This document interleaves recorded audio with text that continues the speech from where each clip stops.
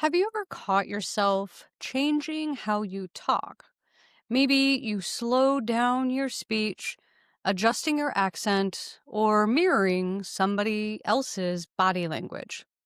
You're not being fake, you're being adaptive.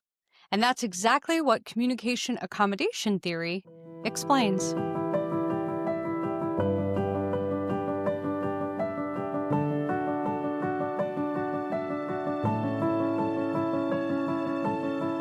Welcome back to Communication Campus. I'm your host, Dr. Malynnda Stewart. Today we are exploring communication accommodation theory, developed by social psychologist Howard Giles.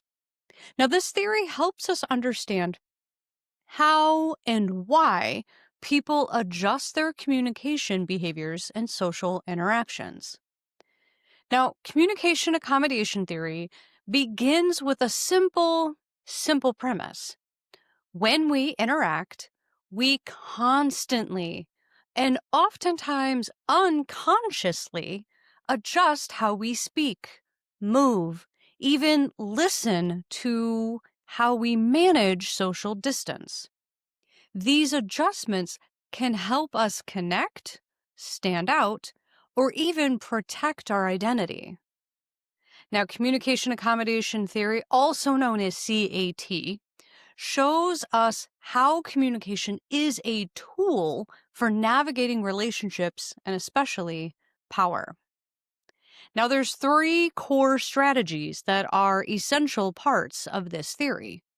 First, we have convergence, adapting communication to be more like the other person. So, for example, if we're matching someone's tone or pace to create rapport.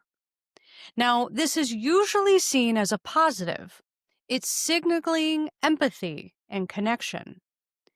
Now, on the other hand, we have divergence, and this is when we're emphasizing difference in a communication style.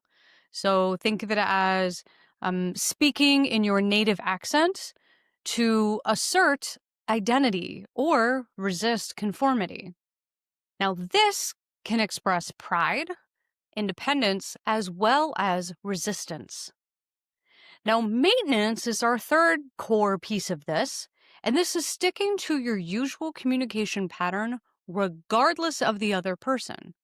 So, if we have a manager who always uses really formal language, even in casual conversations, this is seen as neutral or unaccommodating.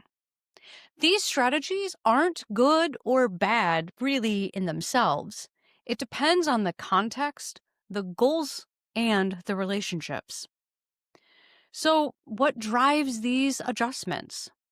Howard Giles identified several motivations, but we're going to focus on just a couple. First is a desire for social approval. We converge to be liked or accepted by a group. We need distinctiveness sometimes, and when we do, we're going to diverge to maintain identity or to show group membership. Now, we also are thinking about our intergroup dynamics. How do we perceive social status and group belonging? And those affect the communication choices that we're going to make.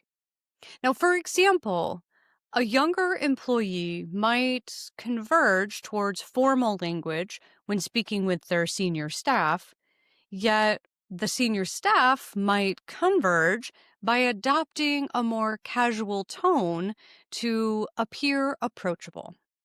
See this? Depending on who we're around, depending on the context, we change how we have conversations.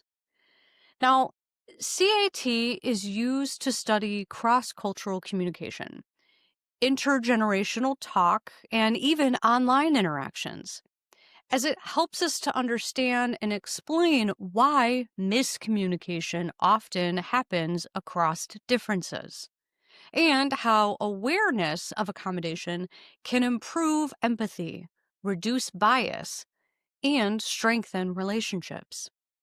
Now, in organizational life, our understanding of CAT helps leaders and teams navigate diversity, hierarchy, and belonging.